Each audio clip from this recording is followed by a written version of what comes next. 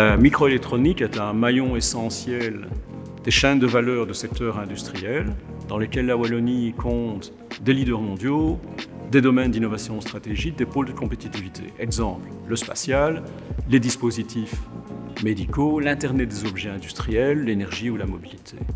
Nous demandons donc le soutien à nos propositions de valeur spécifiques, par exemple des microcapteurs intelligents, qui sont complémentaires aux autres grands acteurs internationaux. Donc le Chip Act européen vise la réindustrialisation stratégique de l'Europe dans le domaine de l'électronique. À l'UC Louvain, nous sommes déjà positionnés dans une ligne pilote de fabrication et plusieurs autres projets.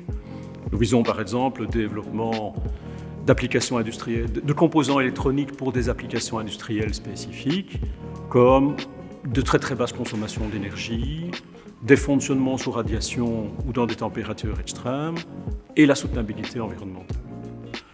Maintenant, pour transférer ces compétences spécifiques vers l'industrie, notamment wallonne, dans le cadre d'Imagine Microelectronics et du Chip Act, nous proposons la création d'un centre de compétences en microélectronique en région wallonne.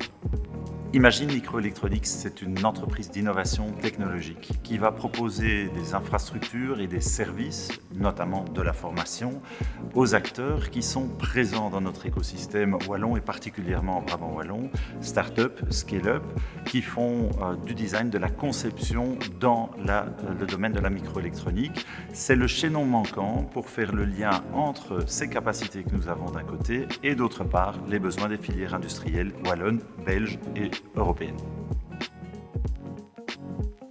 Alors de manière très claire, Imagine Microelectronics, c'est un projet avec une ambition, avec un besoin d'investissement. Pour la première phase du projet, on est sur 17 à 20 millions d'euros d'investissement dans un programme qui au total sur quelques années cumulera 70 à 100 millions d'euros de besoin d'investissement.